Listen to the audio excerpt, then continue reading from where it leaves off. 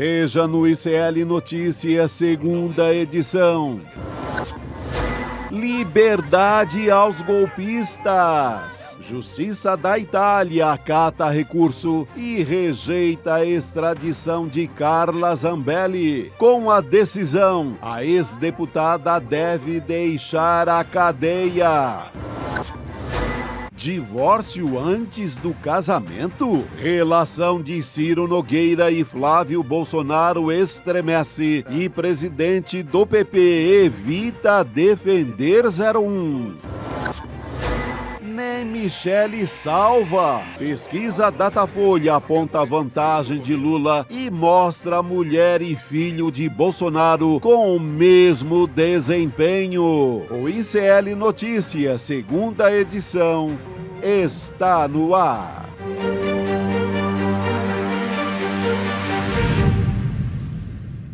Olá, boa tarde. Seja muito bem-vindo, seja muito bem-vinda. O ICL Notícias, segunda edição, está começando.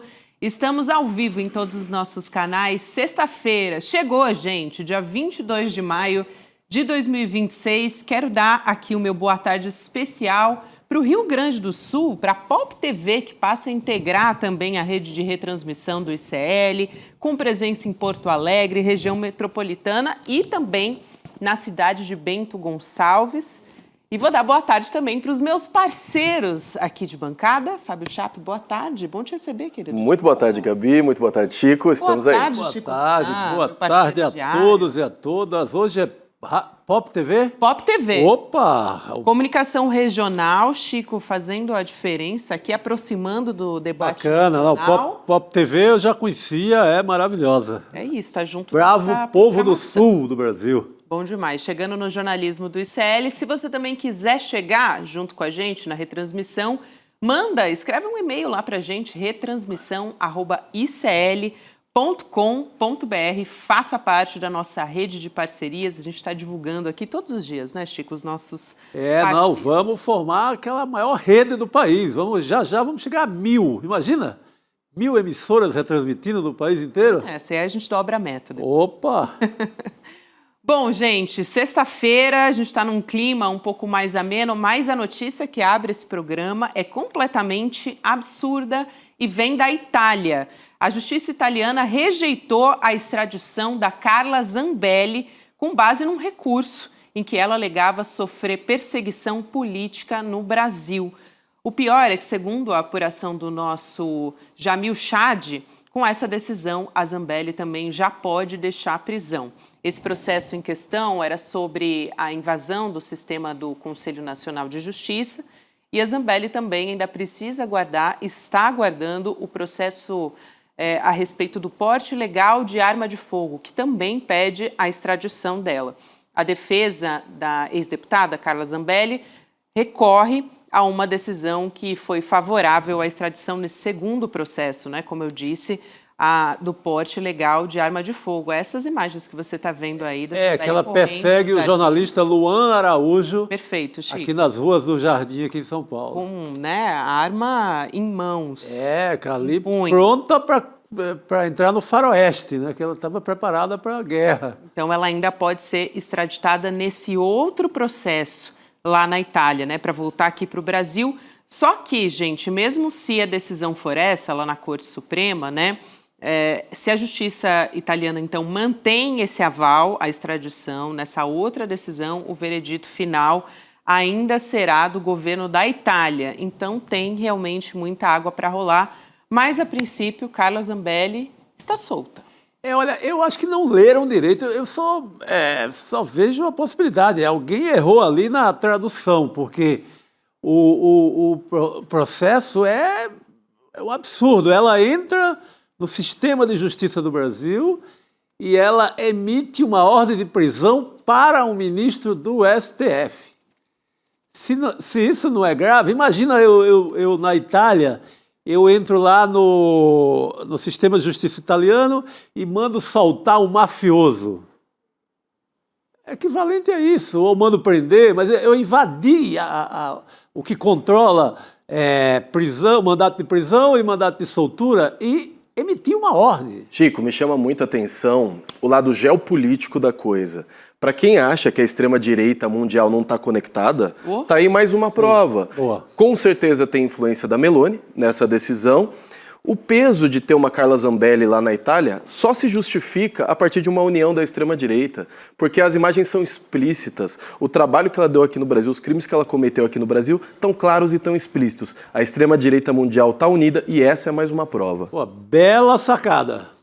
Muito bom. Eu acho que é fundamental você fazer essa conexão, Fábio, e também eu vou chamar aqui o pessoal que está nos assistindo e que está comentando aqui nesse momento no Papo Legal, porque a gente tem a enquete na nossa rede social do ICL que tem a ver com esse assunto que a gente está conversando aqui. O que significa a nova decisão sobre a extradição de Carla Zambelli? Essa enquete que está na nossa plataforma, neste momento você pode votar.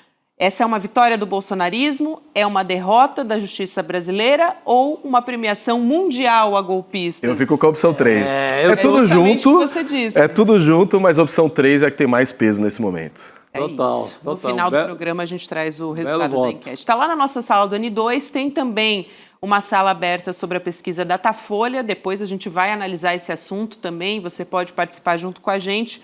Mas, voltando para cá, não é à toa que a imagem principal do nosso programa, para quem vai buscar o nosso programa no YouTube hoje, é que parece que acabou em pizza, porque a sensação que fica é realmente de impunidade, né, Chico?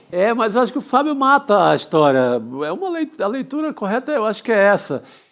Acho que naquele momento a direitona no mundo inteiro estava vivendo algum período de desarmonia, eles não prestaram muita atenção no caso da Zambelli. Agora foram ver com mais calma, ela também fazendo menos alarido e tal, e estão resolvendo o E uma caso coisa dela. importantíssima da gente pensar é, uma vez que ela seja liberta, seja solta, quem vai bancar Carla Zambelli na Itália?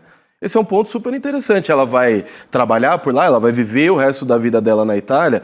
O financiamento de Carla Zambelli nos próximos meses ou anos, se ela permanecer lá fora, é algo interessante da gente cair em cima. Agora, ela solta não é obrigatoriamente uma coisa boa para o Flávio Bolsomaster.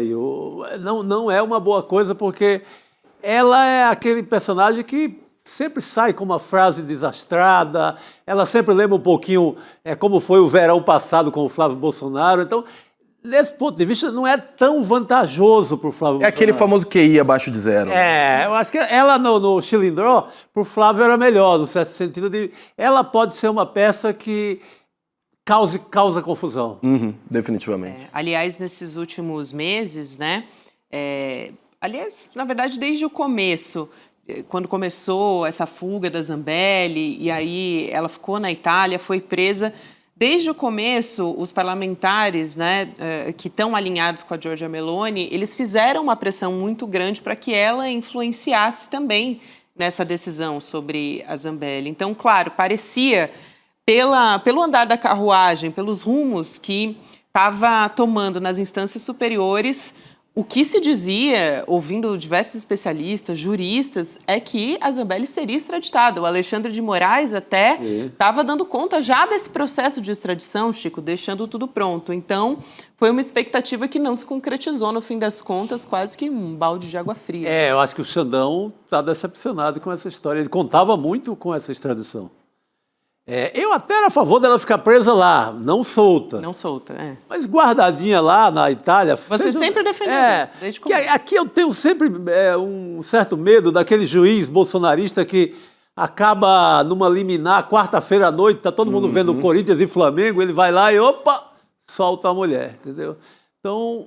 mais solta de tudo nessa altura. E a gente ficou prestando muita atenção nas articulações ali de Eduardo, de Flávio com os Estados Unidos, mas a gente deixou de prestar atenção nas articulações do PL, dos bolsonaristas, com a extrema-direita italiana, né? Porque essas articulações, essas conversas, esse bate-papo, eles são com o mundo inteiro. E como a Gabi pontuou, a pressão dos parlamentares italianos, a gente achava que não ia dar certo, acabou de dar certo. Acabou.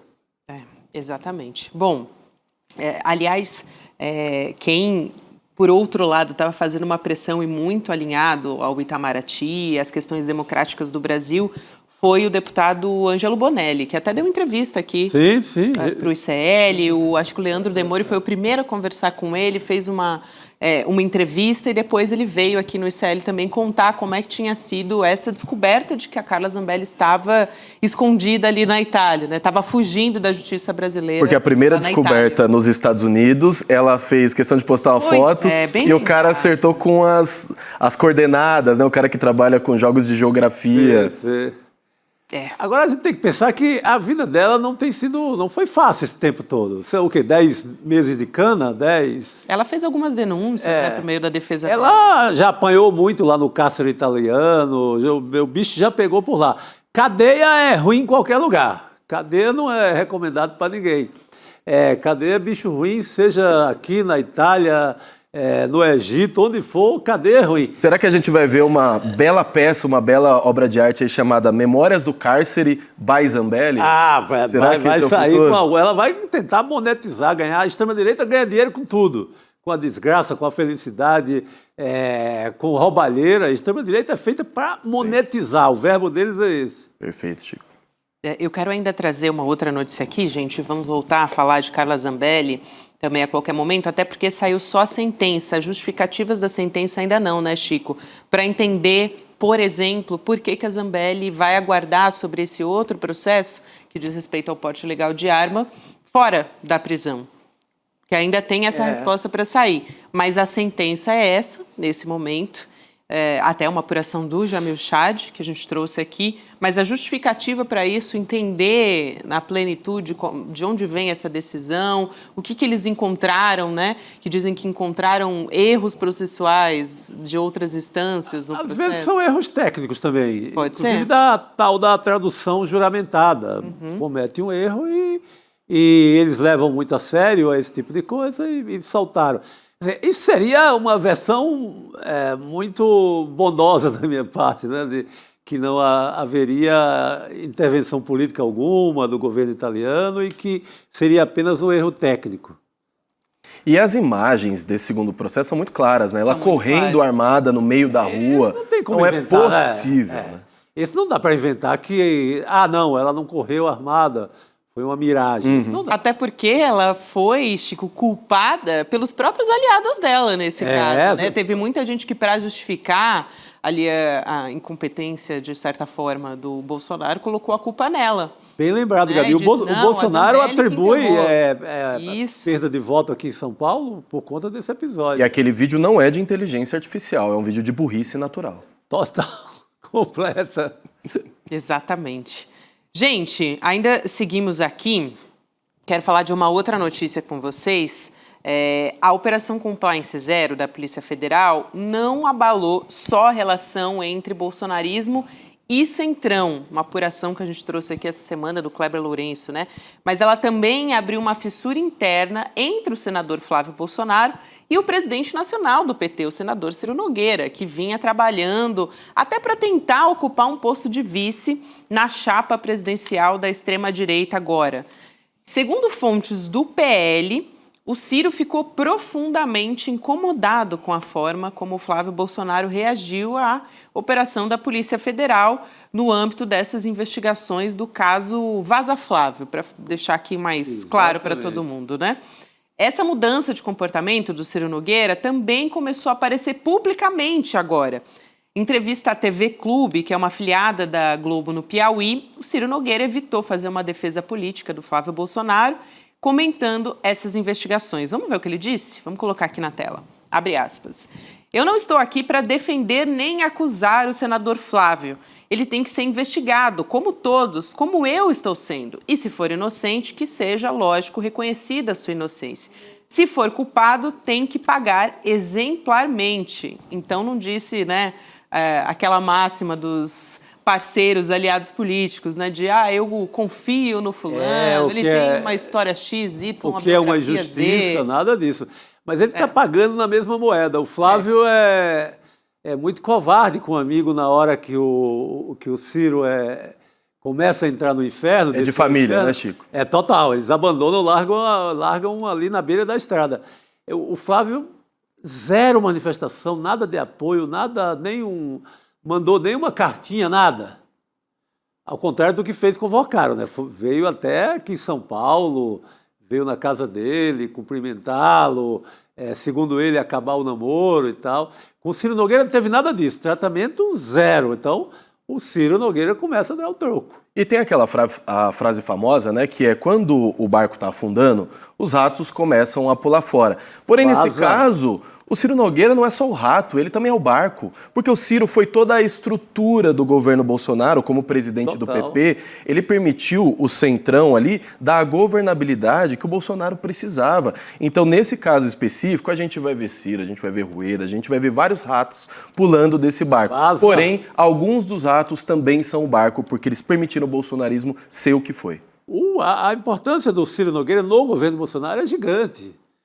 E vinha sendo, né? Era o braço direito. Nas costuras todas, no relacionamento com o povo aí do mercado financeiro da Faria Lima. Era um cara de muita importância, de muito status dentro do ecossistema bolsonarista. Ministro da Casa Civil. Homem de confiança. Homem de confiança e que também agora aparece falando publicamente sobre isso, né? Outro que está fazendo de tudo ali para distanciar, além do... Tem o Ciro Nogueira, tem o Tarcísio de Freitas, que já evitou aparecer, né, em evento público com o Flávio Bolsonaro. Quem está fazendo de tudo para se distanciar também é o Ronaldo Caiado, pré-candidato à presidência pelo PSD. Ele deu uma entrevista para a TMC e disse que esse episódio atingiu a credibilidade do Flávio e abriu uma discussão sobre a viabilidade do senador como o nome da direita. Vamos abrir aspas aqui para ele, colocar na tela também, para quem nos acompanha. Então, Caiado diz o seguinte: hoje, candidato à presidência da República não pode ter a presunção de inocência. Seria este o melhor candidato a representar a centro-direita no Brasil? Ou seria o candidato encomendado para realmente fazer aquilo que o PT deseja no segundo turno? O momento do Flávio é extremamente delicado. Ele já foi até mais, vamos dizer assim, firme do que o Ciro Nogueira foi, né? E eu achei ele generoso, né? Falar que o Flávio representaria a centro-direita, né? O Flávio Bolsonaro representa a extrema-direita. A extrema-direita. Eu sei que nessa eleição, gente, a gente tem o Dark Horse e o White Horse. Né? O Caiado aí é o nosso homem. É o White Horse e o Dark Horse. Então os dois na eleição. Para quem é muito jovem, é que na campanha de 1989, o Ronaldo Caiado se dizia o homem do cavalo branco. Então, o clipe dele todo era em cima desse faroeste goiano aí. E os governadores, o Zema e o Caiado, eles estão numa disputa agora para ver quem vai arrancar a tatuagem do bolsonarismo primeiro. O Zema foi mais enfático ali, né, na semana passada, agora o Caiado está começando também. As pesquisas vão ditar muito o tom do que eles vão falar, né? Se o Flávio continuar caindo numa próxima rodada de pesquisas, a gente vai ver Zema e Caiado sendo ainda mais enfáticos. Exatamente, eles vão se encorajando conforme os números das pesquisas. O Zema deu uma patada boa, depois dá uma recuada, uma fraquejada, como diria o Bolsonaro, e recua. Ali o Flávio dá uma encarada, ele recua. Mas se continua caindo, ele vai para cima. Ele só tem essa chance, tanto o Caiado como o Zema, de subir, que é batendo também no bolsonarismo. E no caso o Caiado, ele tem uma estrutura partidária muito maior e muito mais funcional para trabalhar para ele do que o Zema, né? Então talvez o Zema precise ser ainda mais agressivo, né? A gente vai ver aí nas próximas semanas qual vai ser o comportamento deles, mas está interessante de ver se pega para capar entre eles. Sim, importantíssimo. Agora, eu ainda acho pouca a queda do Flávio, porque cara, o sujeito recebe 61 milhões do banqueiro que mais roubou no Brasil em todos os tempos. E só cai ali 7, 8 pontos, sabe? Ainda está pouco. As pesquisas mostram que o Datafolha diz que 64% já tomaram conhecimento. Ouviram falar. Ainda falta, ainda tem uma margem, né?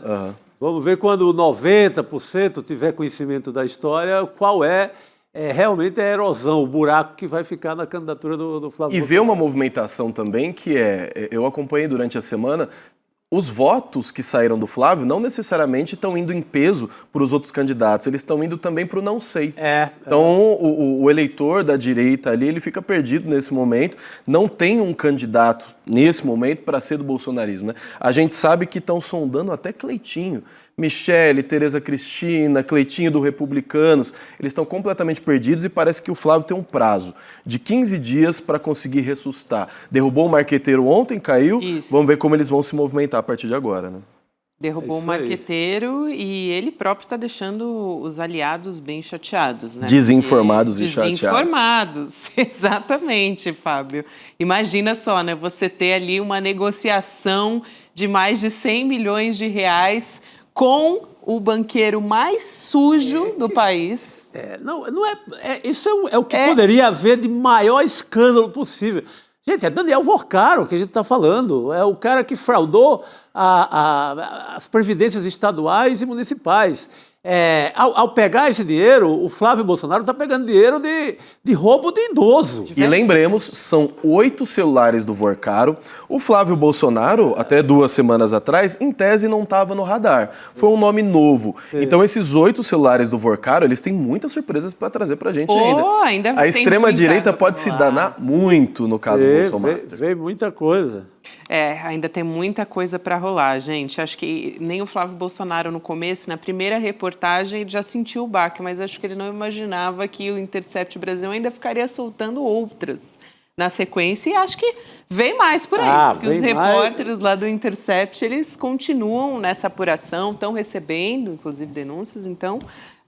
o que a turma do Intercept tem dito é assim, estamos trabalhando. Estamos trabalhando, exato. O material é vasto, porque é uma quantidade descomunal, então ali, trabalho de formiguinha. E o melhor foi a cara do Sérgio Moro quando ele ouviu da boca do Flávio Bolsonaro que tinha uma reportagem do Intercept, né? Ele ouve Intercept e o Sérgio Moro já fica maluco. E lembra a reação do Sérgio Moro também? Deprimido nas imagens. E a reação era, não é nada disso, isso é falso e tal. Aí depois tem que aparecer do ladinho do Flávio Bolsonaro, segurando a mão dele até o final, Chico. Ninguém solta a mão de ninguém, Gabi. Ninguém solta a mão de ninguém. O Moro está disposto a seguir com fé depois disso, com a família Bolsonaro. Depois disso já era. O símbolo de combate à corrupção da imagem dele já se esfacelou. Naquela imagem ali, para mim, acabou. Aquela cara, né, congelada ali de... Meu Deus. É bom lembrar, né? Essa imagem é emblemática desse caso todo. Agora, gente... Eu quero trazer uma outra manchete aqui sobre aquele ex-policial militar, André Porciúncula. Lembra dele? Se você não se lembra, calma que a gente vai... Me acompanha aqui que eu vou explicar para vocês. Ele é dono de uma casa de 3.600.000, comprada por um fundo ligado ao advogado do Eduardo Bolsonaro. Só que ele declarou apenas 164 mil em bens nas eleições municipais de 2024. Quando ele concorreu ao cargo de vereador de Salvador pelo PL, o Partido Liberal, apuração que é do jornal Globo. Como já tinha sido revelado pela coluna da Mônica Bergamo, da Folha, o Mercury Legacy Trust comprou em fevereiro a residência em Arlington, no Texas, que é o estado onde vive o ex-deputado federal. Esse fundo ele é ligado ao advogado Paulo Calixto, que atua ali para o Eduardo Bolsonaro, né, mas também é administrador de outro fundo, o Ravengate, né, que a gente tem falado aqui. E ele recebeu esse fundo parte dos 61 milhões de reais injetados pelo Daniel Vorcaro, dono do Banco Master, para a produção do Dark Horse, né, a pedido do Flávio Bolsonaro. Então, Porciúncula, ele é apontado por aliados do Eduardo Bolsonaro como uma espécie de representante operacional do ex-deputado nos Estados Unidos.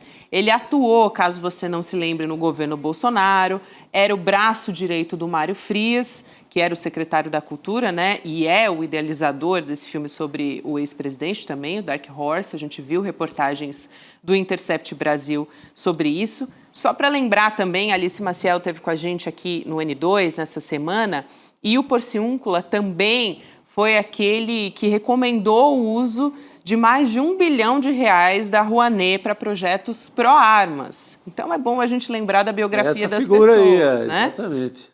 Trazer essa biografia. Mas a Polícia Federal investiga o destino dos recursos repassados ao Ravengate pelo dono do Master por suspeitar, que parte deles foi transferida, na verdade, para custear a estadia, as atividades de lobby do Eduardo Bolsonaro nos Estados Unidos. Fábio, o ex-deputado nega, diz que vive numa casa alugada, que não fica em Arlington, e o André Porciúncula foi procurado, mas não respondeu. Só para trazer aqui o outro lado também, antes de passar para a sua análise. Mas que figura, né? Que figura, me chama muita atenção que o ICE, a Polícia da Imigração nos Estados Unidos, pega latino pobre e tá pegando sem dó. Esse tipo de vagabundo ainda não aconteceu nada, né?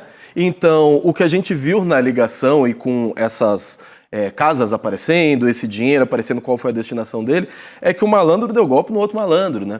Que o Flávio foi lá, cobrou dinheiro do Vorcaro e o dinheiro não foi todo pro filme. Aquela peruca lá é barata, gente. Aquele ator usando aquela peruca de Bolsonaro é barata. Aquilo ali na 25 de março eu compro 200. Arruma baratinho. Então ali, o mais interessante de ver é que eles deram um golpe no Vorcaro, o dinheiro obviamente não foi todo para o filme, o dinheiro está custeando o Eduardo Bolsonaro para continuar cometendo crimes contra a democracia brasileira de lá dos Estados Unidos. Eu gostaria muito que o ICE fizesse o trabalho dele e mandasse esse cara aqui de volta para o Brasil. Sim, estava na hora, mas não, esse tipo de figura eles não fazem, né? Mas a ciranda desse dinheiro, né, desse filme, é uma loucura, né? Uma lavanderia sem fim. Porque a produtora do filme é aqui em São Paulo. Eles abrem um fundo lá no Texas para esse dinheiro ir para lá, passa na mão desse povo, depois volta uma parte para o filme. Aí na produtora, a dona da produtora tem uma ONG, ali uma ONG amiga do prefeito de São Paulo, Ricardo Nunes. Aí esse rolo já junta com licitações para implantar o Wi-Fi nas comunidades de São Paulo. Parte desse Wi-Fi não foi implantado. A ONG recebe mais 108 milhões. O dinheiro é junto com o dinheiro do filme. Cara, isso é uma patifaria dos infernos. E Chico, nos últimos anos, todo o dinheiro que a gente viu sendo destinado à família Bolsonaro, eles pilantreiam, esse verbo, né? Pilantreiam com tudo. E as pessoas ainda doam dinheiro, fazem pix, emprestam dinheiro para fazer filme. Gente, bolsonarismo é sinônimo de malandragem. Qualquer dinheiro entregue na mão de bolsonarista, o destino é esse. Eles vão comprar casa, vão comprar lojas para lavar dinheiro, e esse é o resultado de fazer pix e doar dinheiro para qualquer um da família Bolsonaro. Ah, sim, vai para isso. Muito Sem bem, dúvida. gente. Eu só aqui também para explicar, né, o que o Porciúncula declarou para chegar àquela faixa, né, de dinheiro que eu trouxe aqui, 164 mil em bens. Ele declarou um carro de 86 mil, participação societária no valor de 55 mil na empresa Alpen Segurança Patrimonial e 15 mil na Alpen Security Serviços de Portaria, enfim, além de uma motocicleta ali de 8 mil reais. Tá bem diferente, né, do que o valor dessa casa aí, que qualquer casa que tenha esse valor hoje em dia. Ele compraria né, essa Chico? casa, né, com esse patrimônio Pois de um candidato a vereador, ele sai de um Pergunta se fazer. simples candidato a vereador em Salvador e aparece no Texas com um casarão desse, sabe? Fica muito explícito, basta você pegar as fotos, né? Como é que você muda de vida assim nesse curto período? Ele não teve nenhum cargo que fosse bem remunerado no governo federal, era lá auxiliar do Mário Frias. Que ascensão maluca é essa? É isso, e justo eles, que tanto criticaram a cultura, que tanto criticaram as leis de incentivo aos artistas aqui no Brasil, estão sendo pegos exatamente financiando um filme com dinheiro sujo, com dinheiro de pilantra. Isso daí é a lei do destino, isso é karma. Total. É isso, Fábio. Agora, eu queria aqui aproveitar a sua presença, que hoje vocês viram que o Fábio está um pouquinho mais de tempo no programa. Daqui a pouquinho vem o Rodrigo Viana também. Mas, eu não sei se você está sabendo, Fábio, que a gente teve a primeira edição impressa da nossa Revista Liberta, né? Que é a revista semanal digital do ICL. Excepcionalmente, a gente traz uma edição especial, que é da série Bandidos de Farda, que é a reportagem capitaneada ali pela Juliana Dalpiva, o Igor Melo, Shirley Alves e Chico Otávio, que tem grandes revelações sobre o arquivo secreto do coronel Ciro Etchegóin.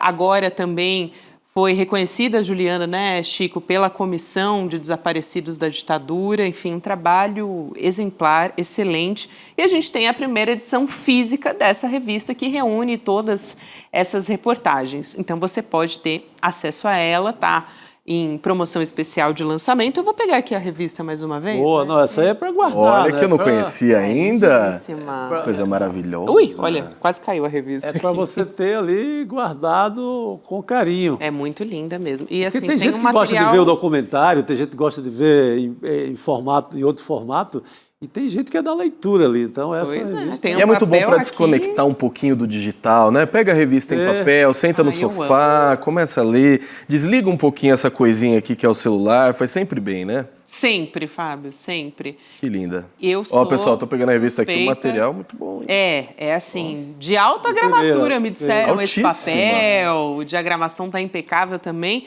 Então vai lá em icl.com.br/liberta, você pode ir atrás da sua revista especial, impressa, e também pode assinar a revista Liberta, né? Porque vale Por muito favor. a pena. Toda semana a gente tem comentaristas, né, analistas fixos, os nossos colunistas da Liberta, e também os convidados que comentam os assuntos mais importantes, né, analisam os assuntos mais importantes da semana. Chico Sá, Muito bom. aliás, você já foi assim, já bastante frequente, né? Já entre os passei nossos muito. colunistas. Vou voltar em breve. Muito bem. Vamos nessa? Bora. A Cris Serra está com a gente para repercutir uma Simbora. denúncia gravíssima contra o governo de Eduardo Leite, no Rio Grande do Sul. Vou dar boa tarde para a Cris e também, junto com ela, a deputada estadual pelo PT Gaúcho, a Laura Cito. Deputada, bem-vinda. E Cris, boa tarde mais uma vez. Boa tarde, deputada e todos. Boa tarde, queridas. Boa tarde. Olha só, a deputada teve acesso a uma proposta para a construção de empreendimentos de luxo com 200 milhões de reais de recursos do fundo destinado às vítimas das enchentes do estado. A deputada diz que o governo do Eduardo Leite planeja criar um programa para subsidiar juros para a construção de condomínios de luxos, de resorts, hotéis na cidade de Gramado e Candiota. A gestão do Eduardo Leite está alegando o seguinte, que todos os projetos ligados ao programa estão em fase de análise e que, por isso, não houve ainda nenhum repasse aos empreendimentos citados pela Laura Cito. E, além disso, o governo do Rio Grande do Sul argumenta que o uso dos recursos está alinhado às diretrizes do fundo, que incluem não apenas as ações emergenciais, mas também estratégias de recuperação econômica. Eu quero ouvir a deputada sobre isso, mais do que nunca, que está por dentro de todos os detalhes dessa história. Por favor, Laura. Então, uma boa noite. Aqui no Rio Grande do Sul já está escuro, né? Queria agradecer o espaço para que nós possamos repercutir uma denúncia que é tão estruturante do nosso processo de reconstrução. Nós tivemos em 2024, pós-enchente, a criação do Plano Rio Grande. A partir do momento onde o governo federal nos concedeu a suspensão do pagamento da dívida com a União, esse valor passou a ser depositado num fundo. O fundo Plano Rio Grande, o FUNRIGS, que é o nosso fundo, para subsidiar, financiar as políticas de reconstrução do nosso Estado, estruturais, da recuperação econômica, enfim, né? A partir disso, valores que nós repassaríamos à União passaram a ser depositados nesse fundo, que foi rendendo, e uma série de ações, projetos puderam ser submetidos a este fundo, que é gestado por um comitê técnico que avalia os projetos. A Secretaria de Desenvolvimento Econômico criou, em 2025, um programa, o Prograntur, que é um programa que visa subsidiar juros para grandes investimentos no ramo turístico. Até aí, ok. A questão é que 200 milhões de reais do FUNRIGS passaram a ser depositados na Agência de Desenvolvimento Econômico do Estado do Rio Grande do Sul, a InvestRS, que é a responsável, junto com a Secretaria de Desenvolvimento Econômico, por selecionar projetos que poderão receber esse aporte com os recursos advindos do FUNRIGS. Então, apesar da nota do governo do Estado do Rio Grande do Sul dizer que esses valores ainda não foram repassados, isso, digamos assim, que é 30% de verdade, porque os recursos já saíram do FUNRIGS, foram pagos no dia 13 de janeiro de 2026. A agência InvestRS, nós inclusive temos e publicamos os extratos do depósito, e agora os 6 projetos selecionados, que vocês inclusive estão aqui mostrando algumas imagens, eles estão nas últimas etapas da análise técnica, para que eles possam receber, portanto, esse aporte. São 6 projetos que foram selecionados, né? Entre eles, o Kempinski Laje de Pedra, em Canela, o Clube Med Gramado, em Gramado, né? O Hotel Terroir 31, que fica em Candiota, além do Costana Frontier Resort, o Hard Rock Hotel Gramado e o plano de expansão do ecossistema Instituto Caldeira. Então, esses 6 projetos receberão esse aporte de 200 milhões de reais para impulsionar a área turística. Aí se abrem 2 tipos de questionamento e assim devolvo a palavra para vocês, né?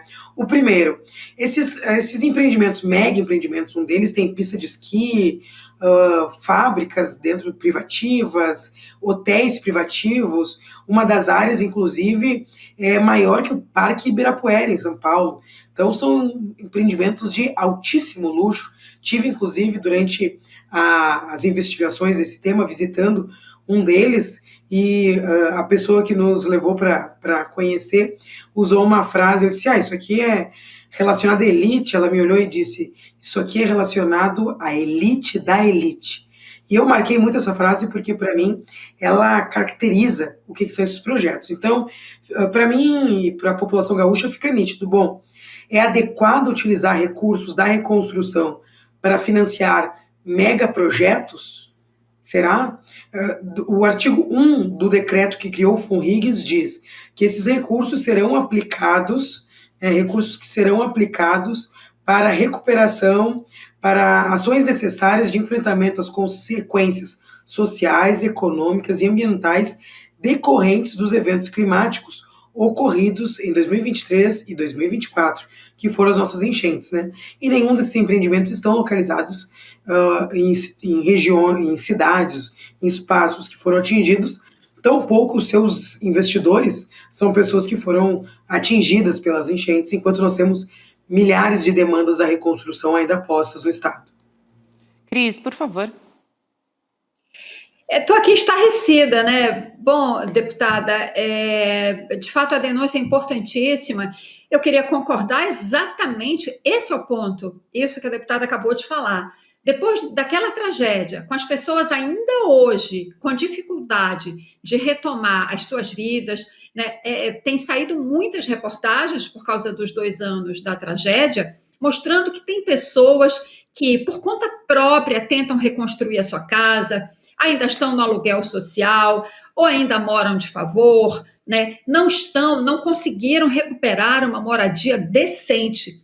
Então, o que esse caso mostra é uma total inversão de valores, né? É claro, ninguém é contra o incentivo ao turismo, mas não esse tipo de turismo para a elite da elite, como disse a deputada. Você pode ajudar o empreendedor do turismo, mas o pequeno, médio, um restaurante, uma pousada, um pequeno hotel, né, que tem muito em Gramado e que precisa, que faz a roda da economia girar.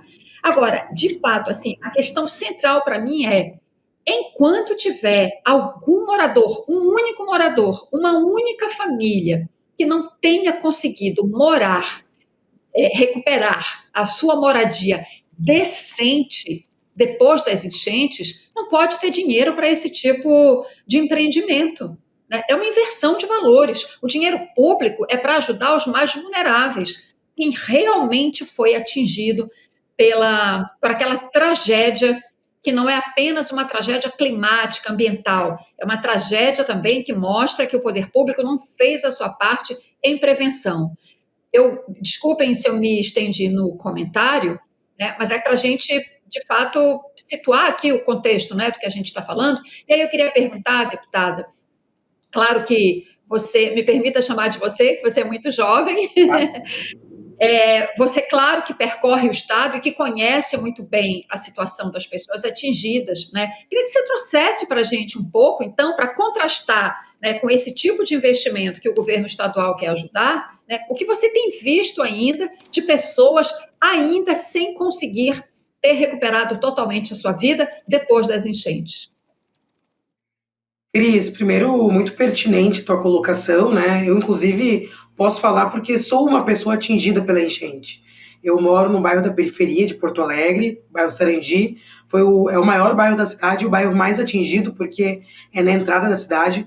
Ficamos 41 dias fora de casa, e no meu bairro, assim como em vários lugares atingidos, muitas pessoas conseguiram acessar os programas federais de moradia, pelo Minha Casa Minha Vida, que teve uma modalidade especial da compra assistida, para que nós pudéssemos, de maneira mais célere, as pessoas acessarem um local seguro para habitar, mas algumas pessoas, por questão de renda, não conseguiam se enquadrar no programa, porque, enfim, é um programa nacional e tem um recorte. Então, a utilização dos recursos do FONRIGS poderiam, por exemplo, ir para conseguir sanar estas moradias das pessoas que não se enquadravam no programa.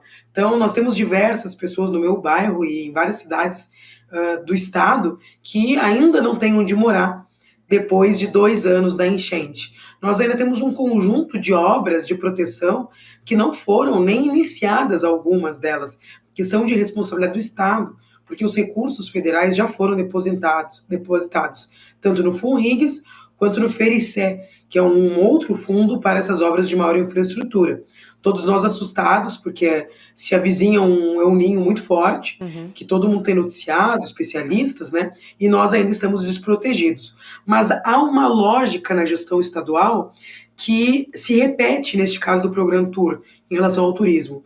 Nós estamos em meio a um debate muito forte sobre os pedágios no estado do Rio Grande do Sul, e uma das ações do governo do estado foi de utilizar recursos do FONRIGS para recuperar malhas viárias, ou seja, estradas, que virão a ser pedagiadas. Bom, nós também enviamos um questionamento para o Ministério Público sobre isso. Seria correto utilizar recursos do FONRIGS para recuperar estradas que depois vão ser exploradas por uma empresa privada? Então, veja bem, é perverso analisar isso e constatar, mas parece que no meio da tragédia, para alguns, é sempre oportunidade para alguns outros setores. Mas como que nós, enquanto agentes públicos, podemos fiscalizar e, enfim, cobrar das instituições também que respondam a isso? Por isso que nós oficiamos o Ministério Público Estadual, o Ministério Público Federal, o Tribunal de Contas, e também oficiamos o Ministério da Fazenda, já que o recurso do FONRIGS é federal, seria um recurso para pagar a dívida da União, e a Secretaria Nacional do Tesouro também tem essa responsabilidade de fiscalizar a aplicação desses recursos, para que eles opinem se realmente está adequado do ponto de vista jurídico. Eu, apesar de jornalista, não jurista, mas eu acredito que há, sim, aí um desvio, né, da finalidade. Deputada, quero muito agradecer a sua presença aqui no ICL. Obrigada por também divulgar, né, por, enfim, difundir essas informações, porque essa situação é realmente gravíssima no Estado. Obrigada, até uma próxima oportunidade. Muito obrigada, quero agradecer aqui o espaço. Não é fácil furar o bloqueio da grande imprensa para que nós possamos, de fato, colocar denúncias que são de interesse público, neste caso do Rio Grande do Sul, porque esperamos a reconstrução, mas do Brasil, já que o recurso que não está sendo aplicado adequadamente é um recurso da União, portanto, de todos os brasileiros e brasileiras. É isso. Muito obrigado. Fundamental. A gente que agradece, deputada estadual Laura Cito. Obrigado, deputada. Boa noite. Com a gente aqui no ICL. E Cris, Chape e Chico Sá. Vamos falar de Datafolha? Pesquisa Datafolha divulgada hoje. A primeira do Instituto, que foi feita integralmente depois do Vaza Flávio, hein, gente? Então, além do cenário com o Flávio, tem também o nome da ex-primeira-dama Michele Bolsonaro. Já estou dando spoiler aqui, como alternativa ao senador. Você pode comentar essa pesquisa lá na nossa sala do dia do Papo Legal também. Então, se você está nos acompanhando aqui, tem uma sala agora que foi aberta hoje, chamada Pesquisa Datafolha, e eu estou acompanhando os comentários por lá também. Só para trazer antes as informações sobre a pesquisa, sempre tenho que trazer, gente. Ano eleitoral, foram entrevistadas 2.004 pessoas entre os dias 20 e 22 de maio, margem de erro de 2 pontos percentuais, para mais ou para menos, e nível de confiança de 95%. Mas vamos ao que interessa. No primeiro turno, o Lula ampliou de 3 para 9 pontos a vantagem sobre o Flávio Bolsonaro, marcando 40% e o senador 31%. No segundo turno, o Lula também leva vantagem. A gente vai olhar aqui na tela, a nossa equipe preparou. Então, no segundo turno, Lula com 47% e Flávio com 43%. Então, aqui só para trazer os últimos números, né? No dia 16 de maio, Lula tinha 45% e o Flávio Bolsonaro 45%. Então, é uma mudança bastante considerável essa também, né? Ô, Cris, depois eu trago aqui também como seria o cenário com a Michelle Bolsonaro. Sim, é um descolamento importante, né? Aquele empate, de fato, aquele empate técnico estava muito incômodo, muito perigoso. Esse descolamento reflete bem essas últimas informações. Eu não conhecia, adorei Vaza Flávio, que a Gabi Eu tenho falou. chamado assim. Vaza, Flávio. Vaza Flávio, porque tem muitos significados, né? Entenda como então, preferir. exato. Então, esse descolamento é importante e isso ainda vai, eu acho que vai depurar mais, né? Porque à medida que esse caso todo vai sendo ainda mais conhecido e a imprensa fala mais, né? Nem toda a imprensa fala com a mesma intensidade e tudo mais, mas, enfim, a tendência é esse assunto ainda se aprofundar, né? E novas revelações vão surgir ainda do escândalo. Eu acho que isso ainda não acabou, né? Eu acho que precisa explorar melhor, né, a hesitação dele ao negar, né, a participação dele. Não, ele não nega a participação porque ela é óbvia, né? Mas a hesitação dele ao explicar as razões dos contatos dele com o Vorcaro. Eu acho que isso tudo ainda vai sedimentar mais, né? E aí pode ainda haver um aumento maior. Vamos ver, então, se isso tem fôlego para causar um distanciamento maior, né? Agora, também sabendo que, claro, né, a extrema-direita, aí apesar lá da confusão lá no campo de publicitário da campanha do Flávio, mas eles têm, sim, uma atuação, né, muito intensa nas máquinas digitais e eles sempre vêm com a contranarrativa e sempre vêm de uma maneira muito forte e conseguem também conter um pouco, né, o efeito, o estrago que tudo isso poderia fazer. Então, é um estrago bom, né, importante, que se amplie, né, e que o campo progressista consiga se contrapor sempre a essa contranarrativa, né, da campanha do Flávio Bolsonaro. Chico e Fábio, eu vou passar para vocês. Posso só trazer os números da Michelle Bolsonaro? Aí vocês podem comentar tudo. Por favor, que eu não sei porque que entra na pesquisa, se ela diz que não é candidata... Ela diz que não é. Ninguém coloca ela como candidata, nem o próprio bolsonarismo. É intrigante saber por que ela está na pesquisa. Não pode ser, qualquer um pode entrar. Ela nunca se declarou. Eu e você, Chico, vamos entrar na pesquisa, não é? Eu voto. Eu voto também. Isso é isso. Vamos fazer uma confusão lá, né? Porque qualquer um pode entrar sem ser candidato. Exato. Também tinha o Bolsonaro, né? Uma época aí que apareceu. Tinha até o Bolsonaro preso e tal. Mas aí agora a gente tem, então, no segundo turno, Lula venceria 48% e a Michelle Bolsonaro teria 43%. Então, de qualquer forma, ela parece com o mesmo percentual do Flávio Bolsonaro, né? É até interessante de olhar que, apesar de o Flávio ele tá todo enrolado campanha há aí... muito tempo. Não, ele está em campanha há muito tempo, né? Ela não está, ela já apareceria assim. E na segunda-feira, quando saiu a Atlas, essa é a Datafolha, né?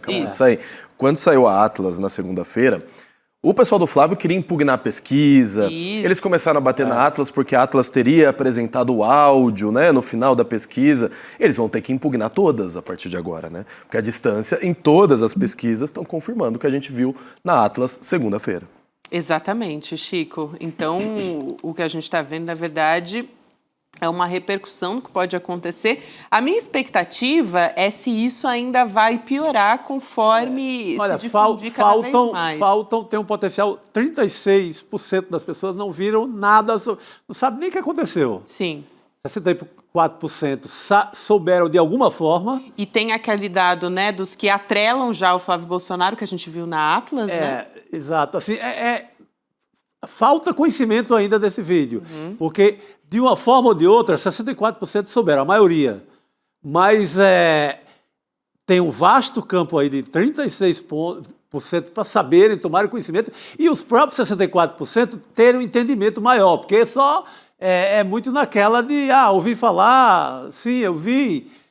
Então, acho que tem campo ainda para ampliar essa erosão, esse estrago em cima do Flávio. Tem campo e tem a possibilidade de novos desdobramentos. E né? com diversidade de mídia, né? Porque a gente teve áudios até agora. Sim. Faltam vir vídeos, vir fotos. A gente vai ver o próprio Flávio, ele citou durante a semana, pode ser que surja ele já fez uma defesa preventiva de um vídeo. Uma vacina. Né? A vacina, porque ele sabe que esse vídeo vem à tona. Então, com esse entendimento e essa compreensão do escândalo, porque é um escândalo muito fácil de compreender. Uhum. É um banqueiro criminoso, enrolado, que fraudou, inclusive, previdência de idosos, funcionários públicos do Rio de Janeiro, do Amapá e de outros estados, e que entrega de mão beijada 61 milhões. E que quebra o argumento... Para o Flávio. Quebra o argumento do Flávio de que é dinheiro privado para um filme privado. Não é dinheiro privado. O dinheiro do Master é dinheiro público. Claro. Pelo menos 18 fundos de previdência estaduais. Uhum. Senhor Ibanez, Cláudio Castro, todos estavam lá. Todo mundo estava dentro da parada. Ô, Cris. Então tem campo mesmo, a Cris está certa. Sim, e, ô, Cris, só para trazer aqui, acho que vale a pena, um percentual da AFAS, mas acho que mostra o percentual ali que já está entendendo, já está atrelando o Flávio Bolsonaro ao caso Master, né? Então tem ali quase 52% dizendo evidências na opinião da pessoa, né, que há evidências de envolvimento direto do Flávio Bolsonaro com o escândalo do Banco Master, e também a percepção do grupo político que está mais envolvido nesse esquema. Antes, os aliados de Bolsonaro apareciam com 28,3%, saltou para 43,3%. Então, inverteu. Antes tinha ali aliados de Lula, com 39,5%, que caiu para 32,8%. Então, eu acho que ainda tem campo também para construir essa virada, sentido, né? Sim. Tem campo, sim, Gabi. Agora, sim, o Flávio está num esforço agora muito grande de tentar esvaziar esse noticiário, evidentemente, porque está aí o resultado negativo para ele. Agora, ele pode ter o feitiço pode virar contra o feiticeiro, né, como se diz, porque ele está tentando um encontro com o Trump nos Estados Unidos, né? Eu acho isso... assim, meio que um tiro no pé, sabe? Porque outras pesquisas, a gente comentou já aqui outras vezes, mostram que o embate do Lula com o Trump é positivo para o Lula, né? Lula cresce aos olhos, né, do eleitor quando ele tem um embate com o Trump, que é uma figura muito ruim para o país, né? Como é ruim para o mundo, aliás. E aí o Flávio Bolsonaro articula um encontro com o Trump para mostrar, olha, como eu estou bem articulado com o Trump, como eu sou poderoso, né? Eu acho que pode ser uma grande besteira que ele está fazendo, mas quem sou eu para alertá-lo, né? Tem aquele velho ditado, quando você vê o inimigo, o seu adversário errando, você fica quieto, deixa ele errar mais. Então vamos deixar o Flávio errar mais. Perfeito. Mas a Casa Branca não confirma que tenha havido nenhum contato, Cris. O pior é isso. Mas ele usa. Sim, ele usa bem. Ele tem explorado isso como uma cortina ali há 2 dias, só fala nisso. E não aprenderam, né? Porque no ano passado... Exatamente isso que você comentou, Cris. No ano passado, quando começou o tarifaço e aquela bronca do Trump com Lula e tudo mais, antes de eles se encontrarem, né? Ali o Lula subiu. E a família Bolsonaro não observou isso, vai buscar novamente esse conflito. E se duvidar, o Trump vai terceirizar isso, vai colocar o J.D. Vance para falar com o Flávio, vai mostrar que ele ainda não está no nível de sentar ali ao lado do Trump para bater um papo. E o Lula esteve. E me parece também que para o Lula, tanto o embate com o Trump, quanto a foto com os dois sorrindo, em ambos os casos é positivo, porque o Trump atacou o Brasil. Sim. Se o Lula defende o nosso país, isso é positivo para os brasileiros. Se o Lula vai lá e consegue uma negociação interessante com o Trump e os dois sorrindo na foto, olha lá, ele fez o trabalho de presidente dele. Exato. Então a melhor coisa que o Flávio poderia fazer é sair de perto do Trump, mas eles não aprendem, né? Olha, eu quero trazer aqui, Cris, uma notícia que acabou de sair. O advogado da Carla Zambelli, ex-deputada, está dizendo que ela deve ser solta nesse sábado. Então, expectativa amanhã é o Alessandro Samarco, o advogado, né, que faz parte da defesa da Carla Zambelli, dizendo que a Suprema Corte, como determinou também a libertação da Zambelli, ela está presa ali num presídio nos arredores de Roma. Ele disse que ela vai ser solta amanhã, sábado. Para quem está chegando agora no N2, a Justiça da Itália anulou hoje, nessa sexta-feira, a extradição da Carla Zambelli ao Brasil, naquele caso envolvendo o CNJ, né, em que ela foi condenada por invadir o sistema do Conselho Nacional de Justiça. Ainda está em curso e que envolve a extradição o outro processo que é por porte ilegal e ameaça com arma de fogo. Então, esse ainda não há uma decisão sobre isso, ela ainda pode ser extraditada nesse outro caso. Então, temos atualização aqui do caso da Carla Zambelli. Diga lá, Cris.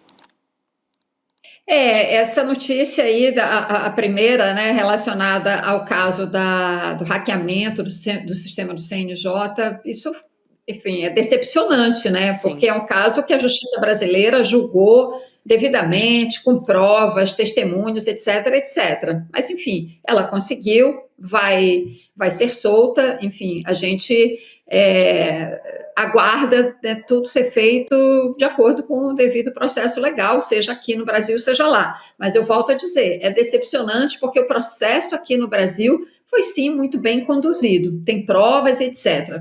E fica muito ruim porque dá a impressão também, né, que a justiça italiana se deixou convencer por aqueles argumentos também furados da defesa da Carla Zambelli, que ela é vítima de perseguição política, né, que aqui ela não teria condições de ficar presa, que seria um risco à vida dela, à saúde dela.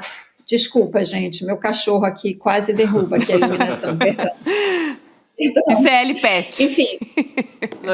Ele viu a foto da Carla Zambelli e ficou meio irritado aí, tentou partir para cima, Cris. Mas, enfim, só para resumir isso, né, que é decepcionante agora, como a Gabi bem lembrou, tem outro caso e a gente espera que as coisas fiquem devidamente esclarecidas. O que eu acho, só meu ponto muito rápido para encerrar, é que, assim, espero que isso não deixe transparecer, enfim, ou não crie uma imagem, né, na justiça italiana, né, de que as coisas aqui não são feitas devidamente. E ela fala, era isso que eu estava falando quando o Afonso, meu cachorro, me interrompeu. Maravilhoso. Afonso, um dia eu mostro a foto dele para vocês. Também. Me perdi. Não, eu voltei. É que aqui ela não tinha condições de ficar presa, porque ela poderia correr risco de vida, a saúde. Ela alegou uma série de problemas de saúde, né, que até então ninguém sabia, né? Aí, quando ela foi presa, de repente apareceram muitos problemas de saúde. E não é assim, né? Nós temos aqui, sim, o devido processo legal, a nossa justiça funciona muito bem e as condições carcerárias são as condições carcerárias que a gente tem aqui no Brasil e que, se ela efetivamente tem um problema de saúde, certamente isso seria bem atendido. Enfim, vamos aguardar aí o próximo caso, né, que a gente ainda vai saber o que a justiça italiana vai dizer. É isso. Ainda dá tempo da gente falar mais de Banco Master aqui, a respeito do Daniel Vorcaro, envolvendo delação, envolvendo troca de advogado. O advogado José Luiz Oliveira Lima, ele deixou a defesa do dono do Banco Master e a decisão teria acontecido de comum acordo. É isso que está sendo alegado, né? A mudança acontece na mesma semana em que a Polícia Federal rejeitou a proposta de delação premiada, acabou também de ter a reportagem publicada na semana passada do Intercept Brasil, o pai dele foi preso, enfim, acontece muito rápido, né, esse caso. Então, agora o Vorcaro indicou que ele está disposto a contar mais detalhes, entregar mais personagens envolvidos na negociação com a Procuradoria-Geral da República, né, então ele também aceitou subir de 40 para 60 bilhões de reais o valor a ser devolvido. Esse é um outro aspecto. A PGR deve adotar critérios mais rígidos para avançar nessas negociações e a sinalização é de que qualquer acordo vai ter que apresentar informações muito consistentes para passar, para prosperar. A defesa do Vorcaro agora passa a ser comandada pelo criminalista Sérgio Leonardo. ele é próximo do Daniel Vorcaro e já fazia parte da equipe, mas ele atuava mais nos bastidores. Agora fica com ele essa defesa. Cris, então, acho que o importante também da história é essa questão da delação, né? Sim. Vai ter que entregar, não tem essa de escolher nome, senão não vai para frente. Ele tinha apresentado um rascunho, gente, que não tinha Ciro Nogueira, nem tinha Flávio Bolsonaro. Aí as coisas vão estourando e a PF vai vendo como era vagabunda aquela proposta de delação. Nem essa história do Flávio Bolsonaro ele pretendia contar. Uma história de intimidade total, uma história de 61 milhões. E fora o valor, né, Chico? Ele prometeu devolver 40 bilhões. Só que aí, como não deu certo a aprovação da delação dele, já pulou para 60. Então ele ia continuar com 20 bilhões ali, tranquilo, e outros bilhões que ele tem escondido, né? A questão do Juca aí é interessante porque dá para ver que os operadores da justiça brasileira, eles têm suas picuinhas, né? A elite da elite da elite do judiciário brasileiro, porque o Juca aparentemente não se dá nada bem com o André Mendonça, já é de tempos, e não é nada bom para o Vorcaro você ter um advogado que não se dá bem. Falando no André Mendonça, eu me lembrei de uma informação aqui, né? Ele também autorizou, na tarde ele tinha autorizado, né, a volta para a cela especial, né? Exatamente, do Vorcaro para uma cela especial, que é a mesma cela que ficou o Jair Bolsonaro lá na Polícia Federal, porque o Vorcaro tinha voltado para uma cela comum, até muita gente havia dito que esse foi o primeiro sinal ali de que a delação subiu no telhado. Agora, o Vorcaro deve voltar para uma cela que eles chamam de Estado Maior, né? Sala de Estado Maior. O que pode ser um sinal, Gabi, de que ele colocou algum tempero a mais nessa próxima delação. Né? Melhorou a proposta. Cris. Eu acho que o Vorcaro aí ele tem um fator de pressão muito grande para retomar a proposta de delação, né? Claro que vocês já comentaram, e é certo, ele estava entregando muito pouco, né? Muito pouco. Estava escondendo o jogo, né? Ele não estava entregando as joias da coroa, como era o caso do Vaza Flávio. Precisou ver o Intercept, o Intercept fazer o Vaza Flávio. Mas o Vorcaro tem um fator de pressão, porque no acordo que estava sendo negociado, uma das garantias que ele teria ao fazer o acordo, né, se fosse aceito e encaminhado, o acordo incluiria uma garantia de proteção aos parentes, aos familiares dele, Vorcaro. O pai dele está preso e, pelo menos pelas notícias que saíram agora mais recentemente, ele teria tido ontem um surto. Ele está numa prisão, uma prisão comum em Contagem, um presídio que é inclusive conhecido em Minas, né, pela superpopulação carcerária, né? Ou seja, ele não está em nenhuma condição especial e ele teria tido um surto, está abalado, depressão, etc. Isso é um fator de pressão para o Daniel Vorcaro, né? Porque ele, quando ele perde a perspectiva da delação premiada, cai essa garantia de proteção aos familiares e ainda tem a situação do pai. Então, pode ser que diante disso, né, dessa pressão de caráter familiar, então ele decida, como o Fábio falou, né, esse sinal aí de que ele apresentou algo a mais. Então, pode ser que, em função disso, sim, ele retome em condições melhores, ou seja, apresentando algo mais que tem que ser muito além do que a Polícia Federal já tem e que foi capaz de obter pela quebra do sigilo do telefone celular, né? E, Cris, então, talvez tem também o primo e o cunhado, o Fabiano Zettel, né? Então, tem outros elementos da família dele aí envolvido e essa pressão familiar, como a Cris comentou, definitivamente vai levar ele para uma delação mais ampliada. Mas se a Polícia Federal, Procuradoria, STF, assim, tivesse juízo mesmo, ia ver que não precisa dessa delação. Tem 8 celulares, a gente já sabe de mais coisas, vazarão outras. Na hora H não é muito necessário. E essa é a maior preocupação dele. Eu duvido que ele vá acrescentar alguma coisa que não esteja lá nos celulares. É porque virou meio uma indústria essa coisa da delação depois da Vaza Jato, da Lava Jato. Então tem essa história que beneficia muita gente e recebe muito pouco. Eu acho que o Vorcaro tem que cobrar pesado a devolução da grana. Isso é o mais importante. Pois é. Mas então, isso, Chico, é claro, a Polícia Federal tem muitos elementos, mas às vezes também os dados que ela obtém dos celulares, ela, em relação a alguns detalhes, alguns personagens, ela precisa de outros elementos, ela precisa fechar a história, e aí entra Uma confissão, né? Sim, sim. Uma confissão, se ele comprova, porque no inquérito, a Polícia Federal tem que apresentar provas, né? Tem que ter evidências. É importante a comprovação para que ela possa, inclusive, indicar qual é o tipo penal, né? Quais são os crimes, porque são vários, não apenas em relação ao Vorcaro, mas em relação a outras pessoas, que podem aparecer em conversas ali no celular, mas você precisa entender melhor o contexto, se efetivamente se algo que foi conversado ali aconteceu de fato, foi concretizado, caracteriza crime, então eu posso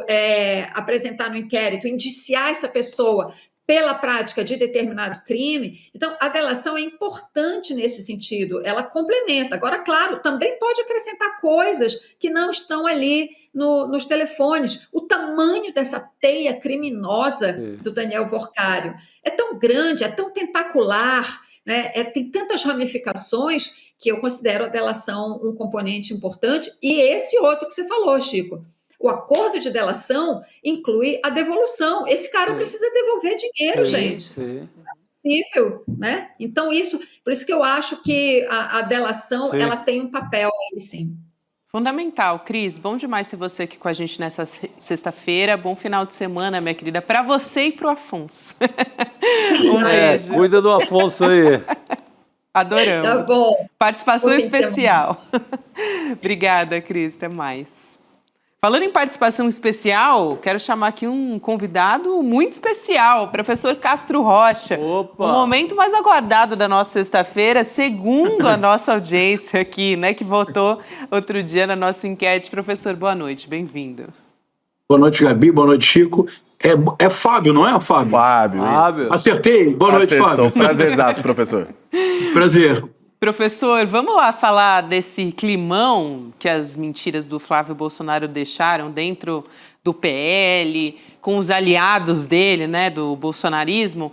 Tem uma apuração que foi desenvolvida na coluna da Juliana Dalpiva, a gente vinha falando sobre isso, mas a Ju foi lá e trouxe ali os bastidores, né? Segundo a apuração da Dalpiva, o Flávio ele foi questionado por colegas de partido pelo menos 2 vezes, se ele conhecia, se ele tinha alguma relação com o Daniel Vorcaro, e ele sempre negou. Só que aí veio a reportagem do Intercept, o vazamento dos áudios também, revelando uma relação assim de irmãos, né, de brothers, uma intimidade, enfim. E isso pode ter acabado de vez com a confiança dessa turma aí no Flávio, né, professor? Não só dessa turma, Gabi. Porque sejamos realistas, sejamos muito realistas. Ninguém no PL ficou surpreso. Se alguém do PL, se o Valdemar Costa Neto disser estou chocado e perplexo com a novidade, nós sabemos que é mentira. Agora, para o eleitor médio do Bolsonaro, para os evangélicos que apoiam Bolsonaro, a notícia é surpreendente e muito desagradável. Repito, para a cúpula do PL, isso, se eles não sabiam do ponto de vista factual exatamente quanto que eles tinham batido na carteira do Vorcaro, porque o que a família Bolsonaro fez, falemos português claro, o Flávio Bolsonaro roubou o ladrão, o Flávio Bolsonaro tirou e colocou no bolso 61 milhões de reais do Daniel Vorcaro. Para o PL, Gabi, não é uma surpresa. A surpresa pode ser o valor, a visita na casa do Daniel Vorcaro depois da prisão, com dinheiro pago pela Câmara dos Deputados, ou seja, por nós, mas as tenebrosas transações não surpreendem. Agora, para o eleitor médio e, sobretudo, para os evangélicos, é de fato uma notícia importante e relevante.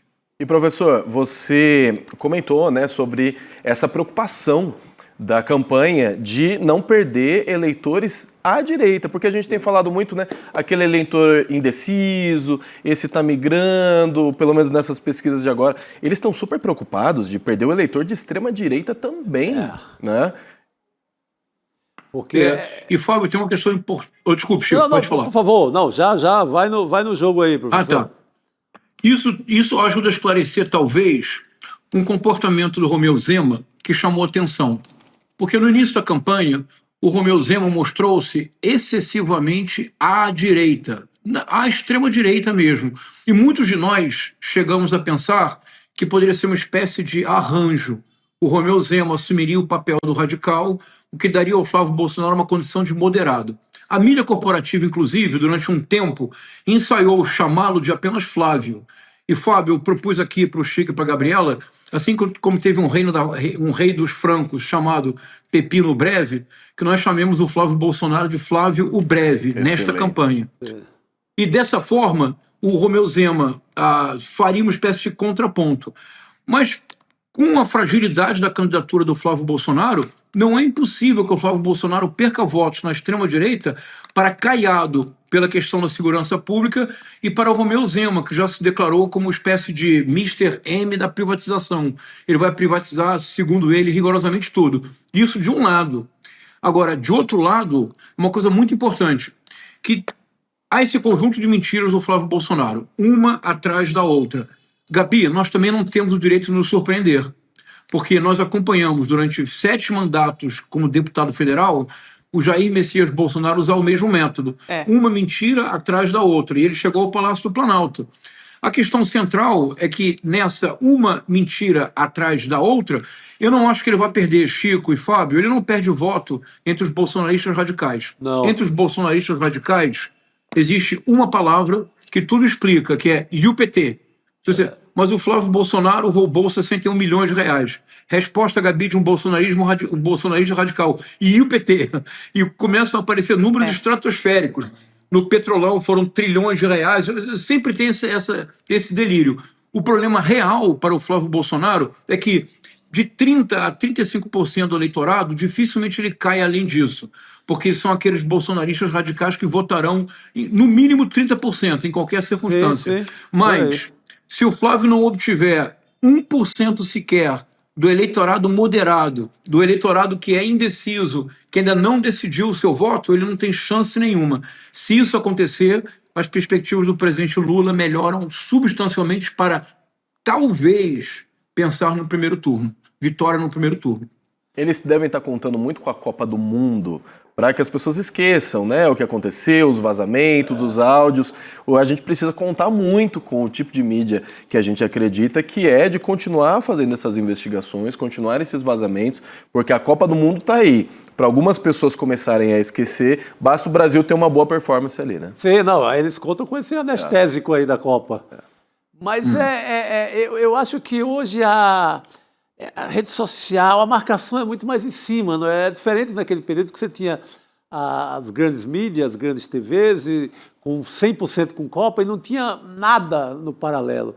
Hoje você tem esse massacre de rede social, ele não deixa esquecer de tudo. Mas eu fico sempre pensando, Chico, na questão da vacina. Teve a vacina, já tinham as redes sociais, ele não deixou as pessoas se vacinarem, falou que iam virar jacaré, e mesmo assim, 22 funcionou, teve um efeito grande. Mas eu acho que a barreira deles é esses 30% aí. 30% dificilmente baixam, porque aí a turma do detergente, a turma do celular na cabeça, a turma das 72 horas, rezar para pneu, essa turma barra pesada que não vai mexer sob hipótese alguma. Pode ser a foto do Chico, Flávio Fábio, Bolsonaro com o dinheiro na mão que não vai mexer nada. Mas vejam o paradoxo interessante, Gabi.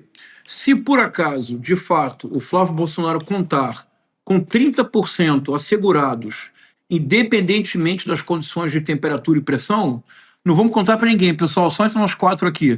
Isso é uma ótima notícia para o presidente Lula. Sim. Porque isso significa que há uma cristalização de votos num candidato que não terá mais condições, em tese, a política volátil, tudo pode mudar.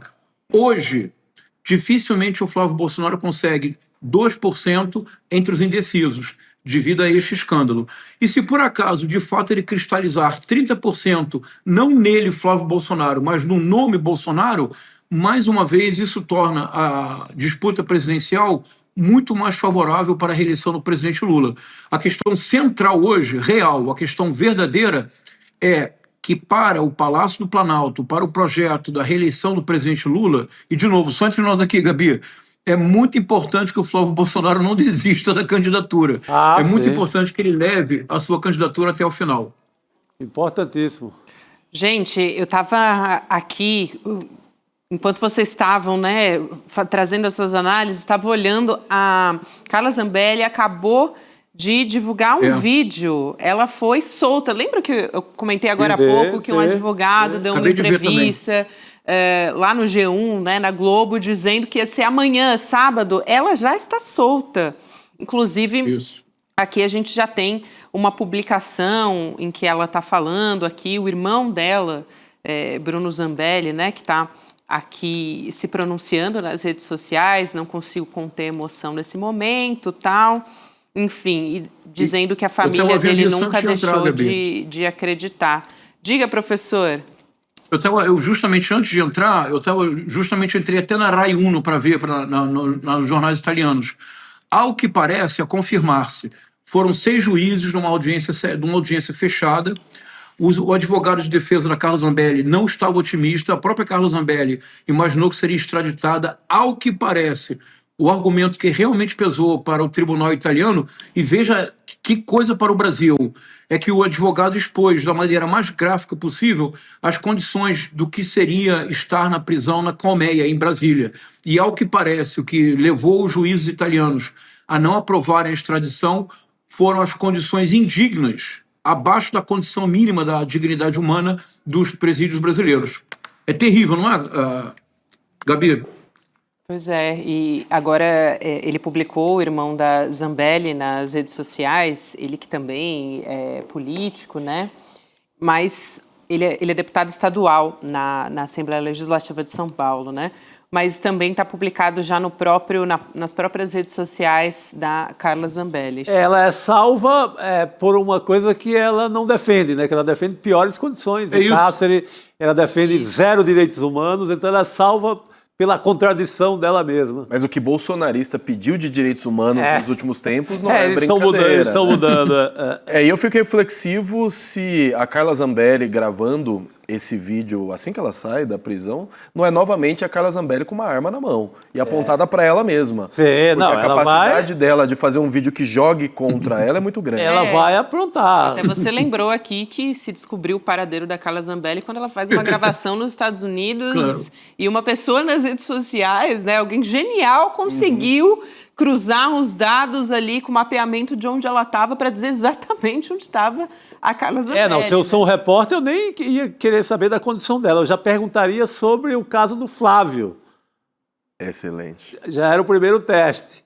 Porque ela costuma complicar a vida dos bolsonaristas sem querer ou querendo. E eu ouso dizer que quem está feliz nesse momento é a Zambelli e a família dela. Porque os bolsonaristas também não estão exatamente felizes. Já largaram ela. Já largado há muito tempo, Fábio, e os estrategistas da campanha do Lula estão muito felizes, esperando os próximos capítulos da Carla Zambelli. É isso. Exatamente. O professor, a gente vai continuar acompanhando essa história, né, da Carla Zambelli, até porque ainda tem água para rolar, ainda tem o outro caso no porte ilegal de arma de fogo, que ela vai ser avaliada nesse caso em relação à extradição. Então ainda pode acontecer. Mas eu queria voltar a falar um pouco do drama da família Vorcaro. Agora há pouco a gente comentou aqui, né, Fábio, que o André Mendonça autorizou a volta do Daniel Vorcaro para a cela especial na Superintendência da Polícia Federal, depois que o Vorcaro também reclamou das condições da cela comum, só tinha um vaso sanitário simples, a água era fria para tomar banho, então ele reclamou disso. Tem a troca da defesa do Daniel Vorcaro e, ao mesmo tempo, professor, a Cris Serra lembrou agora há pouco que o pai do Daniel Vorcaro, o Henrique Vorcaro, que foi preso, está vivendo um drama também. Ele sofreu um surto ontem no complexo penitenciário Nelson Hungria, em Contagem, lá em Minas Gerais. Ele está preso desde o dia 14 de maio, foi alvo da Operação Compliance Zero, né? E relata um quadro de depressão, tem apresentado dificuldades de lidar com a rotina no cárcere, viu, professor? É isso, eu acho que tem uma questão, até eu escutando o programa como eu sempre escuto, eu acho que o Chico, a Cristina, vocês já tocaram num ponto que é fundamental, eu vou só repisar rapidamente. Há uma diferença fundamental do Estatuto da Delação hoje e do que houve na Operação Lava Jato. Há duas diferenças fundamentais. Na Operação Lava Jato, não era uma delação premiada, era uma delação direcionada. Se a delação não atingisse de maneira indireta o Partido dos Trabalhadores e de maneira direta o presidente Lula, então ex-presidente Lula, simplesmente a delação não era escutada. Isso se nem precisamos mencionar o caso do então deputado estadual do Paraná, o Tony Garcia, que foi obrigado pelo Sérgio Moro a trabalhar como uma espécie de espião infiltrado para gravar, para grampear autoridades no Paraná. Então, isso de um lado. Hoje, a delação premiada ela tem que ser de fato uma delação, mas há um elemento agravante, Gabi.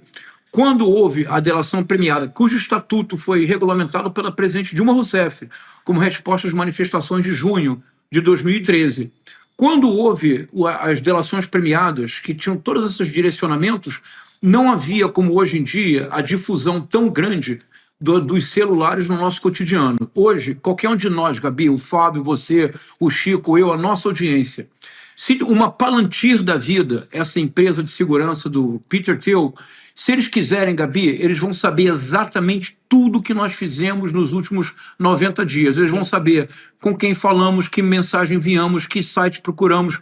Não há mais possibilidade de você imaginar como, na época da Lava Jato, que uma delação seria rigorosamente fundamental. Porque hoje, a verdadeira delação premiada do Daniel Vorcaro não é ele.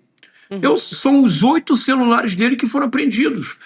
Quando a proposta de delação dele foi recusada, é porque a Polícia Federal fez uma comparação simples entre o que ele propôs entregar e o que os celulares já haviam revelado. E ficou muito claro que ele estava protegendo a própria fortuna e protegendo amigos. Protegendo a própria fortuna. Ele ofereceu devolver, e Gabi, eu confesso que eu fiquei chocado. Agora que eu já sou um senhor de idade, barba branca, eu fiquei chocado. Porque vamos fazer aqui sejamos pessoas boas, pessoas ingênuas. Vamos acreditar no Sérgio Moro. A Operação Lava Jato conseguiu recolher 6 bilhões de reais de pessoas que devolveram dinheiro, não foi isso? Toda a Operação Lava Jato conseguiu recolher aproximadamente 6 bilhões de reais. Gabi, o Daniel Vorcaro ofereceu 40 bilhões. Sozinho. Eu não consigo nem imaginar o que é isso em termos de dinheiro, honestamente. Eu sou um modesto professor. Quando a Polícia Federal recusou, ele colocou umas 20 milhões na mesa. De onde... Chico, você entende? De onde o cara tirou tanto dinheiro? Ele tirou o dinheiro com a elite brasileira, roubando e saqueando o Estado. É por isso que a elite brasileira é liberal.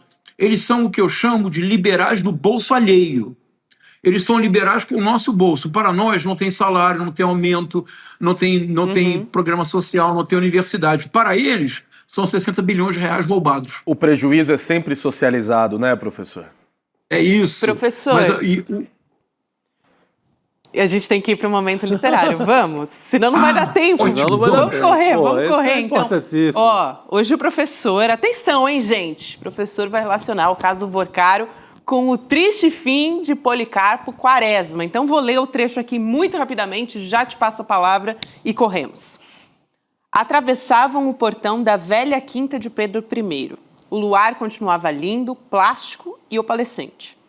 Um grande edifício inacabado que havia na rua parecia terminado, com vidraças e portas feitas com a luz da lua. Era um palácio de sonho.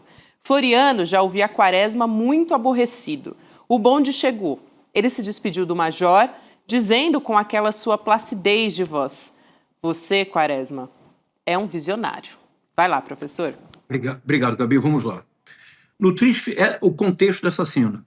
O major Policarpo Quaresma finalmente consegue encontrar-se com o Marechal de Ferro, com Floriano Peixoto. Aliás, o florianismo, Gabi, é, na verdade, o verdadeiro antecessor do bolsonarismo. Há muitos pontos de contato entre o autoritarismo do Marechal Floriano da Fonseca, o Marechal de Ferro, e o autoritarismo do Jair Messias Bolsonaro, e o mesmo tipo de militância fanatizada do jacobinismo republicano e do bolsonarismo contemporâneo. Nessa cena, o major Policarpo Quaresma, depois de preparar um memorial com ideias para o desenvolvimento do país, finalmente encontra-se com o Marechal de Ferro.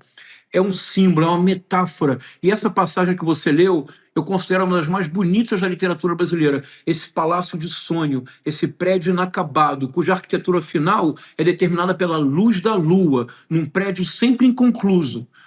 Marechal Floriano representa o poder, a elite econômica, Daniel Vorcaro, Ciro Nogueira, Flávio Bolsonaro, os centenas de bilhões que roubaram do povo. O Policarpo Quaresma somos nós, Gabi. Eu, Chico, você, o Fábio. É a cidadania, é o cidadão, é a cidadã que, quando se encontra finalmente de maneira rápida, fugaz, com o poder sempre nos dirá: vocês são visionários, porque a visão que nós temos é que um dia este prédio, esta arquitetura será concluída. Mas isso só acontecerá quando, de fato, nós tivermos uma nação fraterna e solidária. Para que isso aconteça, Gabi, é indispensável que figuras como Daniel Vorcaro, Ciro Nogueira, Flávio Bolsonaro, Davi Alcolumbre, porque o segundo estado que mais deu dinheiro para o Banco Master, o primeiro foi o Rio de Janeiro, com 1 bilhão e algumas centenas de milhões de reais. O segundo estado que mais financiou o Banco Master, sabe qual foi, Gabi? Foi o estado do Amapá.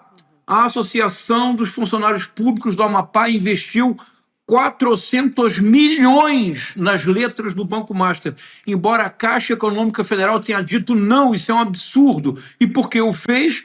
Porque o presidente da Associação dos Funcionários Públicos do Amapá mandou fazer. Mas quem é o presidente? Foi o tesoureiro de Davi Alcolumbre. Quem o colocou no cargo? Davi Alcolumbre. Nos 400 milhões de reais roubados do Amapá, as digitais do nosso bailarino favorito, Davi Alcolumbre. Essa passagem com essa luz da lua que completa um prédio inconcluso, o prédio jamais será concluído. A arquitetura será sempre uma arquitetura precária, enquanto nós não tivermos cidadania e uma nação. Para isso, punir os responsáveis e dar força aos cidadãos, que nós finalmente tenhamos olhos para ler o memorial e ouvidos para escutar a voz do Major Policarpo Quaresma. Ah, professor, que excelente. Maravilha. Muito obrigada. Eu vou para a minha sexta-feira, assim, estarrecida com essa... Bela leitura. Muito obrigada, professor, meu querido. Muito obrigado, pessoal. Um privilégio. Um grande Bom fim beijo. de semana. Boa Bom noite, final de professor. semana. Muito obrigado.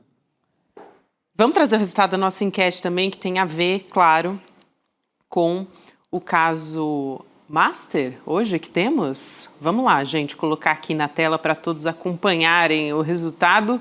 Junto comigo, se vocês puderem aproximar para a míope, muito obrigada. E, na verdade, hoje é Zambelli, né? É verdade. O que significa a nova decisão sobre a extradição de Zambelli? Temos 79% votando premiação mundial a golpistas. Fábio, você está alinhadíssimo com a posição da nossa audiência. Perfeição. Né? Matou A tese charada lá no do começo. Fábio é corretíssima. É isso. Obrigada por ficar com a gente até o final deste programa. Um prazer te receber aqui. Pode Prazer voltar. foi todo meu. Obrigado mais uma vez, Chico, Gabi. Estou por aí. Sempre me chamem, sempre virei. Jurupeba, rapidíssimo? Juro Beber para todo mundo, é baratinho, não mexe com esses milhões do Vorcaro. Opa. Vamos nessa. Vamos nessa. Boa noite para todo mundo, para Ercílio Alves, Patrícia Trindade, Eusébio, Regina Macedo, Daniel Marques e a todos que nos acompanharam nessa sexta-feira. Pessoal, bom final de semana, até semana que vem. Curiosidade do dia. Você sabia que mais da metade das pessoas da comunidade do ICL tem mais de 50 anos de idade? Pois é. E um dos pedidos que eu mais recebo é que eu deveria preparar uma aula para essas pessoas que têm mais de 50 anos de idade de educação financeira. De verdade, já são centenas de vezes que as pessoas me pediram isso. E eu finalmente resolvi parar o que eu estava fazendo aqui e preparar uma aula incrível, como construir patrimônio depois dos 50. Ela vai acontecer dia 31 de maio às 8 horas da noite. Vocês vão achar muito bacana, que eu vou trazer várias coisas práticas, que aliás não precisa ter mais de 50 para aproveitar, todo mundo vai poder aproveitar. E no dia 31 vocês vão aprender muita coisa para colocar em prática. Um abraço e até lá!